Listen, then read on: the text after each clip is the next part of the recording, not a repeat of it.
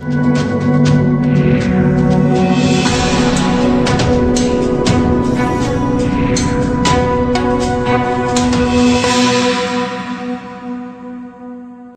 इस वक्त मैं मौजूद हूँ मेट्रो विहार चौकी पर और ओलंबी खुर्द में बीती रात 3 अज्ञात हमलावरों ने एक युवक पर धारदार हथियार लकड़ी में बनाकर उसके ऊपर वार कर दिया। बताया जा रहा है कि गर्दन के पीछे वार करने से उस युवक की घर पहुंचते ही मौत हो गई, लेकिन उस दौरान पीड़ित युवक ने आरोपियों का जमकर मुकाबला करने का जो मामला है वो भी बताया जा रहा है परिवार की तरफ से, कि परिवार ने बताया कि इस मामले को लेकर पीड़ित ने लगातार आरोपियों का मुकाबला भी किया, लेकिन आरोपी वहां से भागने में सफल रहे। परिवार रात से ही मेट्रो विहार चौकी के चक्कर लगा रहा है, लेकिन दिल्ली पुलिस अभी तक खाली हाथ है। नाम बता दीजिए। दीपक कुमार। दीपक जी, क्या है मामला बताइए। साहब, शाम को हमारे ताऊ के लड़के की हत्या कर दी है 3 अज्ञात आरोपियों ने, और हमें सुबह 8 बजे से यहाँ बुला रखा है, और ना हमें बॉडी के जगदीश अस्पताल में भेज रखी है, ना पोस्टमार्टम हुआ उसका, ना कभी कुछ, और हमें यहाँ सुबह से बैठा के बुला रखा है। तो क्या कह रही है दिल्ली पुलिस? कह रही है हम काम कर रहे हैं, हमें आपसे ज्यादा जल्दी हम कर देंगे, अभी तक कुछ हुआ नहीं है पर सर, और हमें यहाँ पता नहीं क्यों बुला के बैठा रखा, हमारा यहाँ क्या काम है। तो बातचीत नहीं हुई अंदर? सुबह से बुला रखा है, कह रहे हैं हम कर रहे हैं, हमें आपसे ज्यादा जल्दी है, बस ये कह के चले जाते हैं सर। क्या लग रहा है आपको कि दिल्ली पुलिस आप लोगों को कर रही है? सर, पूरी रात हो गई अभी तक तो ना तो एक भी अपराधी पकड़ा गया है, और ना कुछ हमें लग रहा है, ना वो सीसीटीवी फुटेज उठा के लाए, ना वो अभी तक खोल के चेक की गई है कि क्या था क्या नहीं उसमें। अभी उसका कभी कह रहे पासवर्ड ढूंढ के लाएंगे, कभी कह रहे चार्जर लाएंगे, कुछ पता ही नहीं चल रहा सर वो क्या रहा है। मेरा दीपक चंदोलिया नाम है। दीपक जी, क्या मामला है? मामला ये है जी, कल रात को हम घर पे थे, मेरे पास फोन आता है चाची का कि क्या नाम मतलब ऐसे बात हो गई है भाई के साथ। बड़े भाई थे हमारे, ताऊ जी के लड़के थे, वो दुकान उनकी नाई की दुकान है, जैसी वो रात को है ना लेट सेट आते हैं दुकान से 10:30-11 बजे, तो घर की तरफ जा रहे थे बाइक से। तो जैसे ही घर के पास पहुंचते, जो गली थी, गली के कॉर्नर पे ही 2-3 लड़के खड़े थे, अज्ञात व्यक्ति जो थे, उसमें से एक का नाम बबलू आलम नाम है जो लड़का था, वो मेट्रो विहार का बताया जा रहा है कि मेट्रो विहार में रहता था पहले, अब ओलंबी खुर्द में किराए पे रहता है, लेकिन अभी तक उसका आता पता नहीं है, ना प्रशासन ने अभी तक उसको मतलब जांच पड़ताल की है कि जो मिल जाए।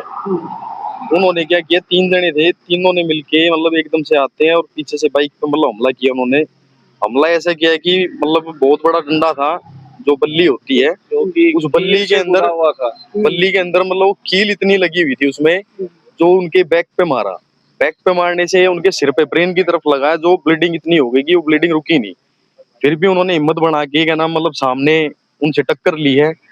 जब उनकी हिम्मत टूट गई तो धीरे धीरे अपने घर तक जैसे तैसे करके पहुंचे, और घर पहुंचते ही वो गिर गए।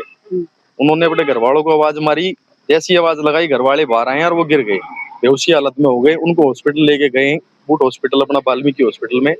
उसमें ले जाने के बाद डॉक्टरों ने उनको मृत घोषित कर दिया। और अभी पुलिस की कार्रवाई देखो जी, अभी तक ऐसा कुछ नहीं है। अगर कार्रवाई होती तो अभी तक कातिल पकड़े जाते, लेकिन अभी तक कातिल को पकड़ा नहीं गया है, तीनों फरार है, और ना अभी तक हाथ लगे हैं। कभी किसी को पकड़ के लाना अभी तक तो ऐसा कुछ है नहीं, और ना हमने कभी सुना था, और गांव वाले भी। विकास तोमर। विकास जी, क्या मामला है? क्या आपकी रंजिश है? क्या मामला है? सर, इस चीज की तो हम नहीं कह सकते। पहली बात तो ऐसा हमारा लड़का नहीं था जो किसी से झगड़े या कुछ करे, वो पूरा सरल इंसान था, और कभी भी आप अभी जाके पता कर सकते हैं हमारे गांव के अंदर, गांव में एक भी व्यक्ति उसको ऐसा नहीं कह सकते कि वो झगड़ेला आदमी है। बाकी इन्होंने वार पीछे से करा, और जाके जो पीछे मारने थे उसकी डेथ हुई है। बाकी हम तो न्याय चाहिए हमारे को। ये पुलिस की कार्रवाई अभी तक तो कुछ है नहीं है जी। रात से हम भी इनके पीछे घूम रहे हैं, हम खुद तहकीकात कर रहे हैं, कहीं से कुछ मिले। बाइक पे नहीं थे, बाइक पे लड़का हमारा अकेला था, उधर से वो कहीं पे खड़े थे, पीछे से वार करा, डंडा मारा, जिससे उसके बिल्डिंग ज्यादा होगी है, उससे ज्यादा हुआ है। कितने लोग थे? 3 जो कैमरे में दिख रहे हैं, हमारे को फुटेज भी दिखाई है कैमरे की, सीसी कैमरे की। बाकी उसके बाद हमारे को कोई कार्रवाई का समझ में नहीं आ रहा जी। एक उसके साथ एक बैग था जो साइड में वो रखता था हमेशा, दुकान ऑफ करने के बाद उसमें कैश भी होता था, उसमें चाबी वगैरह दुकान की और कई चीजें ऐसी होती थी जो जरूरी होती थी, तो वो बैग भी उसके साथ नहीं है। नहीं, उसका बस एक पर्स मिला है, जो पीछे रखते हैं पर्स, वो पर्स मिला है, और एक फोन है, वो पुलिस की हिरासत में है।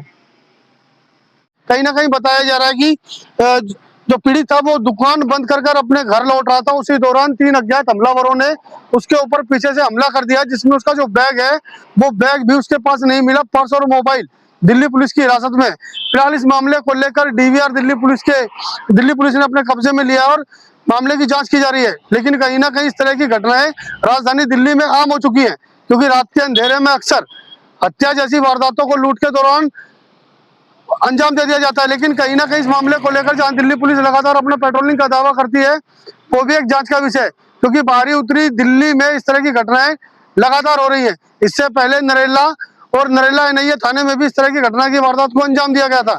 अब देखने वाली बात यह होगी कि दिल्ली पुलिस आरोपियों को कब तक गिरफ्तार कर पाती है। दिल्ली से नीतीश सैन के साथ असल न्यूज के लिए प्रदीप जैन।